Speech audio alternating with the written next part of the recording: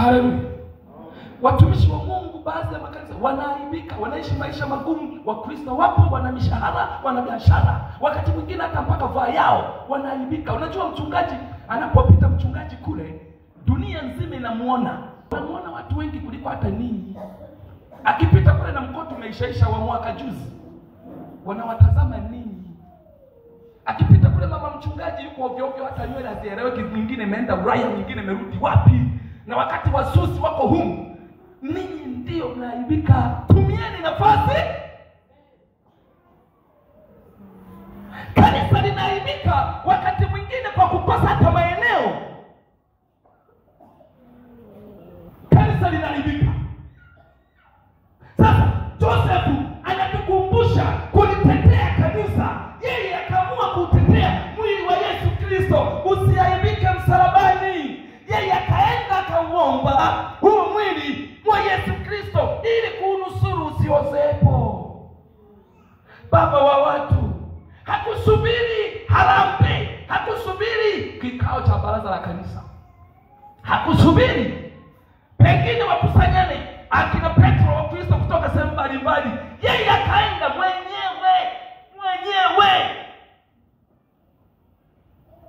Unapoamua kulitetea kanisa kupitia nafasi uliyo nayo, usisubiri mpaka baraza la kanisa limekaa na kusema tunahitaji bati bando 5.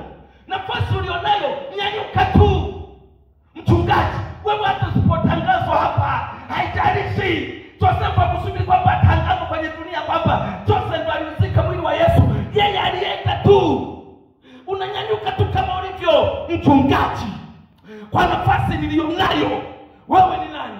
Mimi yaweza kuwa ni mtendaji wa kata. Ninaomba nimfuate rais, tukaongee naye. Ninaomba nimfuate diwani, tuongee naye. Yamkini wewe ni hakimu, wewe ni mwanasheria. Yamkini wakati mwingine makanisa yetu ya AIC tumetapeliwa maeneo kwa kukosa hati. Na wanasheria tunao. Wanasubiri mpaka tuwape hela ndio waitetee kazi ya nini? Kanisa.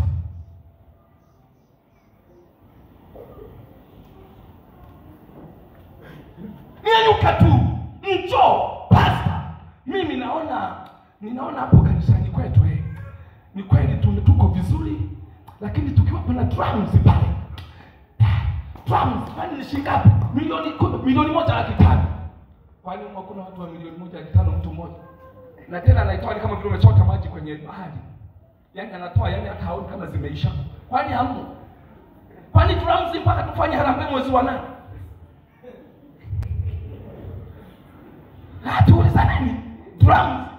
Tufanye harambee mwezi wa 9 ndio zije hapa. Imagine yourself, just think yourself please. Kati fikiria mwenyewe tu. Unamteteaje kanisa la Mungu? Huko ndo kuaibika. Mchungaji yuko wilayani. Tunaotoka Itenga, tunamkuta kwa changa nilikuwa naangalia wale toka Kenya naangalia. Nachokisema hii pamoja na kutoka wilayani bado nakalia sofa za Itenga.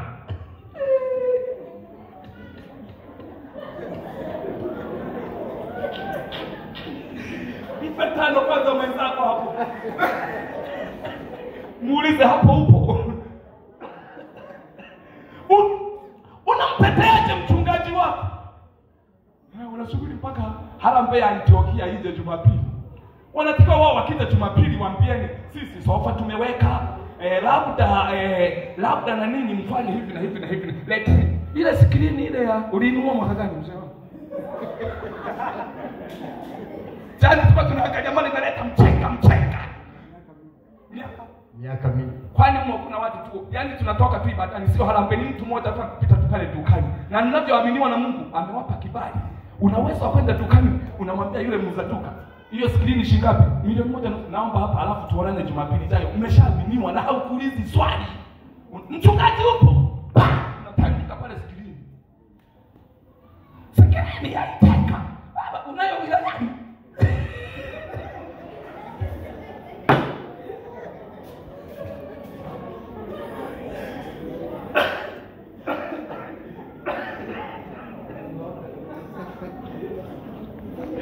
Amna. Mimi tunasema kulitetea nini? Kanisa. Unaliteteaje kanisa? Tunapoenda hii kwaya, hakuna haja ya kutumia nyaya hizi mic za hivi. Angalieni, unajua watu tunajilinganisha. Sasa hivi watu wanawatazama katika viwango vingine. Mnaitwa sehemu. Wenzenu walishatoka huko kuchafuka, fundi mitambo anachafuka na haya. Hizi hapa tu. Waimbaji wanaimba mpaka kule wana nini? Na hizo mpaka sio harambee, ni mtu mmoja tu Mkristo. Anaenda mjini Mwanza, anakuja na mic kama 6 za hivi. Anaweka hapa. Si ndivyo? Mnatakiwa hata kama kwaya yetu imeenda sehemu, ikishuka tu pale wakisema sisi ni Waigunga, yaani hizo sifa mpaka wawaumini. Na wanavyoimba vizuri hivi. Wanavyoipiga vizuri hivi. Yaani wanakuwa na vyombo yani vya kupiga tu. Akikuza tu kila sio kwa unaanza kuhangaikia baba.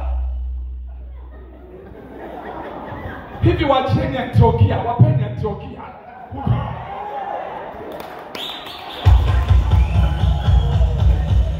Igunga oye!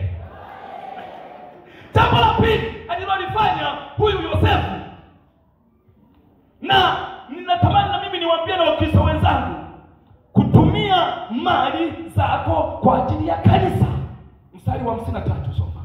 Akaushusha, akauzinga sanda ya kitani, akauweka katika kaburi lililochongwa mwambani, ambalo hajalazwa mtu bado ndani yake. Na siku ile ilikuwa siku ya maandalio. Hata ukiishia hapa. Akauzinga, twende naye taratibu mwandishi wetu. Akauzinga ule mwili, akaweka kwenye sanda. Maana yake Josefu hakwenda kuitisha mchango wa kununua sanda. Alitumia hela yake kununua nini? Lakini leo akifa hapa muumini maskini mpaka ndugu zake wauze eneo ndio wanunue sanda. Na Wakristo, maana yake ninachotaka kufundisha hapa ni nini? Kutumia mali zako kwa ajili ya kanisa. Josefu akaenda kununua sanda. Jambo la kwanza, akatoa hela yake kununua sanda. Jambo la pili, Josefu kwa sababu alikuwa ni tajiri, alikuwa amenunua yeye. Kipindi kile watu walikuwa wanatengeneza makaburi yao, walikuwa wanazikia kwenye mwamba, na yale makaburi yalikuwa ya gharama kubwa. Sasa lile kaburi la kwenye mwamba ambalo lilikuwa limechongwa, lile kaburi lilikuwa la gharama. La Josefu akaona hili ni lazima nimtolee Mungu wangu Yesu Kristo azikwe humo. Maana yake anaendelea kutoa mali zake kwa ajili ya nani? Ya Yesu Kristo. Kwa sababu ni mtu anayemthamini huyu Yesu Kristo, ndiye unayemthamini kwenye maisha yako. Ruhusu mali zako kumtumikia Yesu Kristo. Kuna watu ni wa Kristo lakini mali zao ni nini? Unaniambiaje? Wapo tayari kutoa kwenye mambo ya kule duniani fedha nyingi, lakini kwa Yesu ni fedha kiduchu. Mali zako, hebu fikiria tu mwenyewe, sehemu ya mali yako inatumikaje kanisani? Sehemu ya mali yako inatumikaje kanisani? Na ndio maana unakuta hata kipindi hiki tukitazama tu kwenye matoleo yetu ya kikanisa, asiyeajiriwa sadaka yake buku, asiye na kazi sadaka yake buku, anayepokea mshahara wa 500 sadaka yake, ambaye ndo ana biashara hapa Igunga na maduka sadaka yake, ambaye Samia amemwamini amempa na ukuu nini na kitengo mpaka kwenye wilaya kwenye mkoa sadaka yake buku. Na ndio maana kuta maisha yote ya kanisa tunafanana. Asiyeajiriwa analia ugumu wa maisha, aliyeajiriwa analia ugumu wa nini?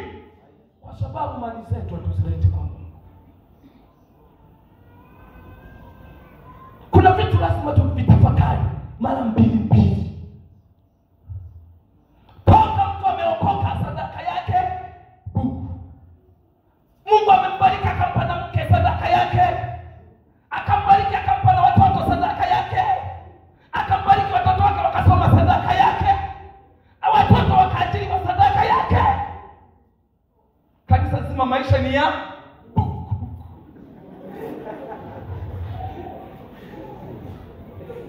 unakuja kwenye sonzo uangalia hata simu 10,000 kumi.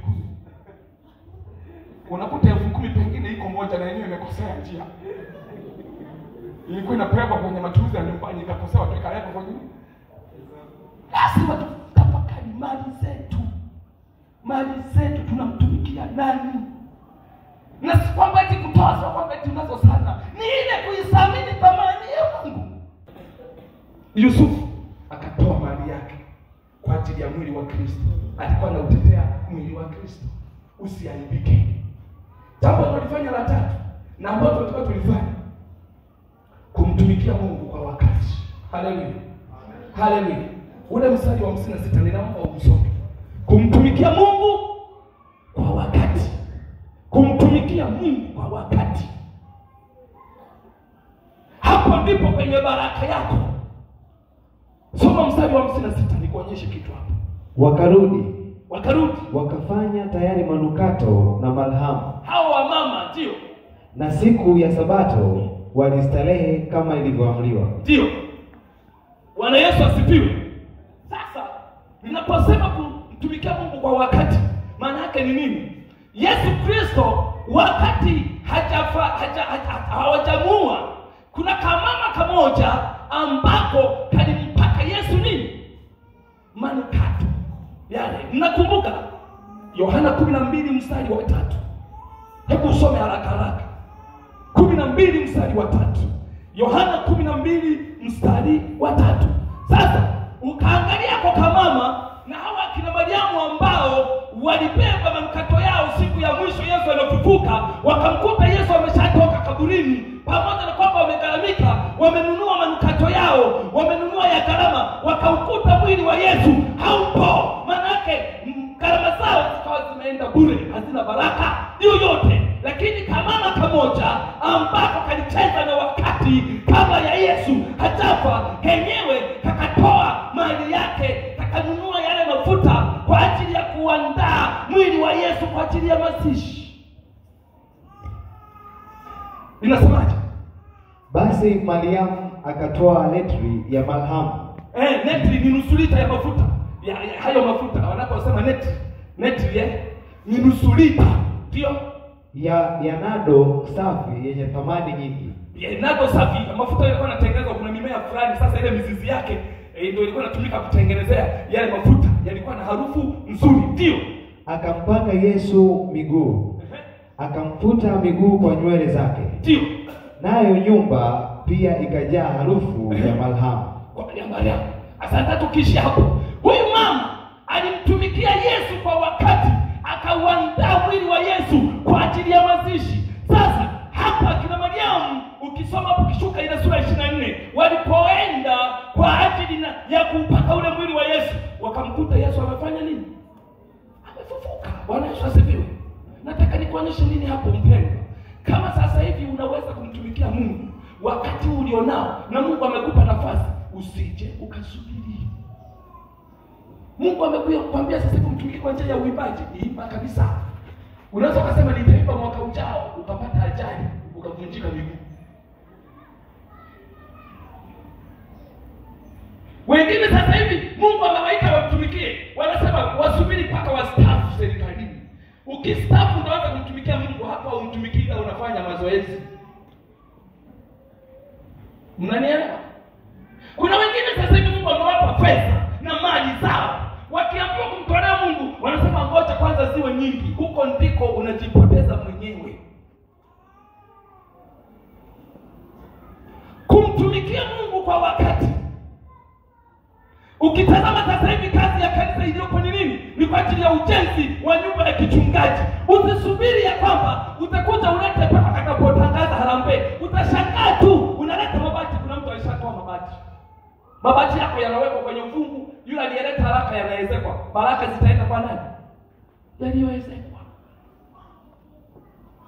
Natamani kukuonyesha kitu, ujaribu kutazama kumtumikia Mungu kwa wakati. Maana kucheza na nafasi. Wakati huu unaona kuna jambo hili, fanya. Kale kamama kalienda kununua yale mafuta ya gharama. Wataalamu wanatuambia gharama ya milioni 3. Yani karibia 5 kufanya kazi wa walimu wa shule za msingi. Milioni kama 3 kuendelea hivi. Akanunua mtu huyu. Wale akina Mariamu na wenyewe wakasubiri, kwa sababu ilikuwa ni siku ya Sabato. Wao wakashindwa kucheza na wakati Yesu akazikwa bila kupaka mafuta muda huo. Wakasubiri atakapofufuka waende, yani siku ile ya 3 waende wakaupake ule mwili. Walipoenda wamenunua na mafuta yao, wakamkuta Yesu ameshafanya nini? Wakarudi na mafuta yao. Hayajafanya kazi yoyote. Kuna wakati utatamani kumtolea Mungu lakini haitawezekana. Mungu atamia kila sehemu. Wakati huu unacho, mfanyie Bwana. Wakati huu una nguvu za kuja kumtumikia Mungu, usiwe busy. Haleluya. Haleluya. Kuna watu Mungu anawabariki kidogo tu wanashindwa hata kuja kanisani. Si mnawaona? Wengine tulianza nao vizuri. Walipobarikiwa, Igunga akawa na hardware, Tabora akawa na software, wapi akawa na nini wear, wapi akawa na nini wear, wapi akawa na nini wear. Tunaanza kuwakosa na kanisani. Ukiwapiga sifa, tuko pamoja.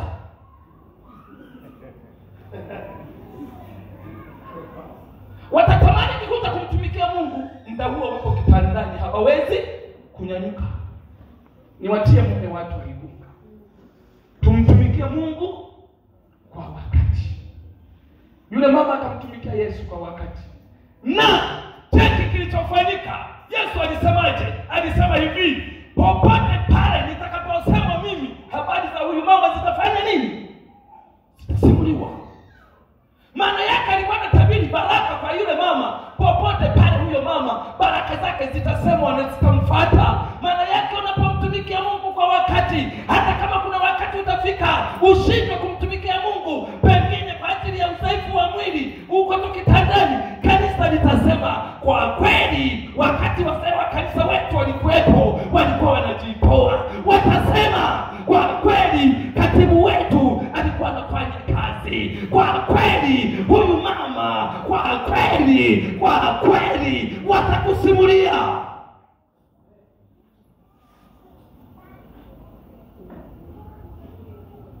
Nafasi yako ni ya muhimu ndani ya kanisa. Usijidharau na kujiona wewe huwezi. Huyu Yesu unayemwabudu leo, wako wengine walimwabudu walikuwa na maisha kama yako. Huyu Yesu unayemtumikia leo, wapo watu walimtumikia wenye nafasi kama yako. Kwa nini usiwe wewe? Kwa nini ubaki nyuma? Kwa nini usijitoe? Kwa nini usilitetee kanisa la Mungu? Kwa nini usiutetee mwili wa Yesu Kristo? Kwa nini kanisa liaibike na watu tu?